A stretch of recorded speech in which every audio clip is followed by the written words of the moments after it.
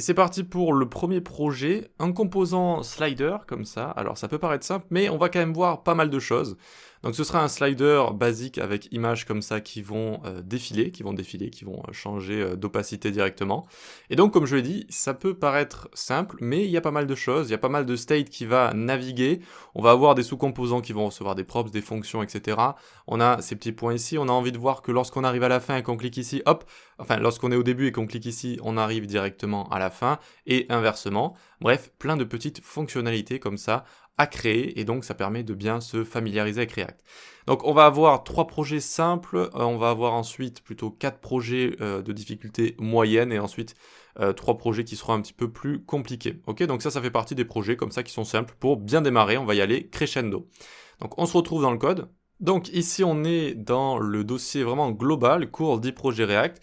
Vous voyez que ici j'ai 10 projets React terminés et de départ est terminé ici. Donc comment on peut naviguer jusqu'à notre projet?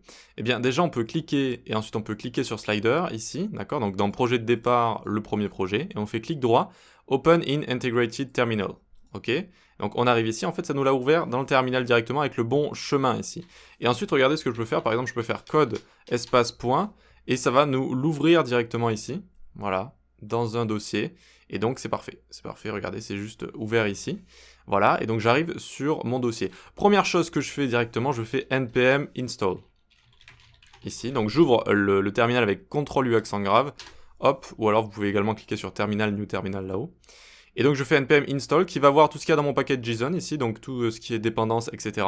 Ici il n'y a pas grand chose d'installer, il y a juste UID je crois en librairie externe, donc qui nous permet de mettre des ID pour avoir finalement des codes pour, enfin plutôt des ID, des index pour chaque élément, donc pour chaque image qu'on va avoir.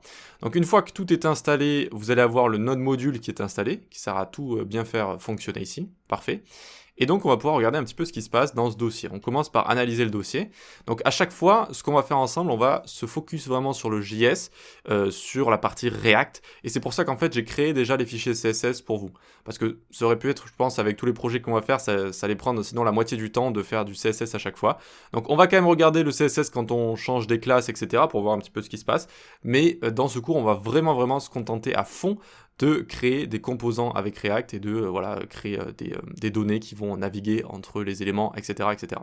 Donc regardez ce qu'on a déjà dans notre architecture. L'architecture, c'est comment est fait votre dossier ici. Donc on a un dossier component, donc pour nos composants, et puis ici on a juste app.js et index.js. Index.js qui sert à nous retourner notre app.js, qui est le composant en racine root tout en haut, qui sert à réunir tout le reste de l'application. Voilà. Aussi simple que ça, ok? Puis là, on a un app CSS avec un simple reset, voilà. Donc dans notre composant, c'est notre dossier component, comme ça, c'est là où il y a tous les composants, ok? Et donc là, on va créer un composant slider. Slider, à l'intérieur, on a un dossier icons, ici, quand on a plusieurs icons, bon, on peut créer un sous-dossier, comme ça, voilà, ça se fait.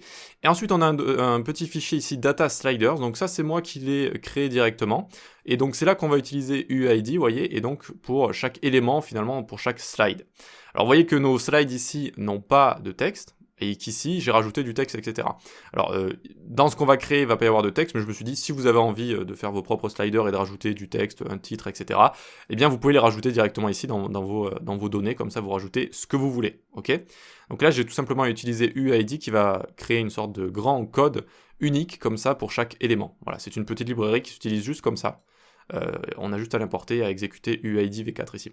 Donc ça va nous servir vraiment de données comme ça qui vont nous permettre de créer les différents slides. Mais d'où viennent les images? D'où viennent les images? Ici, je ne vois pas d'images. Eh bien, quand on a envie de référencer des images avec Create React App ici, et notamment le chemin des images, eh bien, on les met dans Public ici. Ok? Et donc, vous voyez que j'ai créé un dossier Images, et c'est là qu'on a nos différentes images. Donc vraiment, si vous avez besoin de référencer leur chemin, vous les mettez dans Public, et puis vous créez ou pas un dossier image comme ça, et ensuite vous pouvez les utiliser par exemple pour un slider, voilà, c'est très connu de faire ce genre de choses, ok?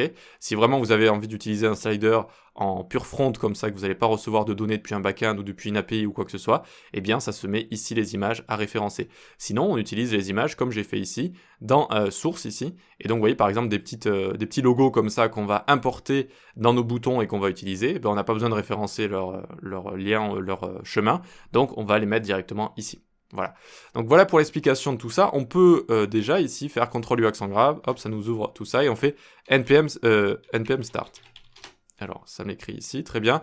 Donc, vous inquiétez pas si vous voyez des... Alors oui, il y a déjà l'autre live server qui tourne, donc vous faites juste Y ou O si vous l'avez en français, et ça va se lancer comme ça. Si vous voyez, vous savez, des vulnerabilities ici, etc., on a littéralement rien installé. Enfin, il y a juste UUID, mais bon, c'est une toute petite librairie. Donc, ne vous inquiétez pas si vous voyez ça, il y a juste le dossier Create React App juste ici, d'accord? Donc, rien de spécial. Donc, on a ouvert notre dossier, et c'est bon, voilà, c'est bon, on y est, on va pouvoir commencer à coder. Donc on va le faire dans la prochaine vidéo, disons que cette vidéo c'était une présentation un petit peu de tout ce qu'il y avait ici, et maintenant c'est parti, dans la prochaine vidéo on va commencer à créer comme ça nos différents fichiers JS pour pouvoir bien créer ce slider. Allez, à tout de suite.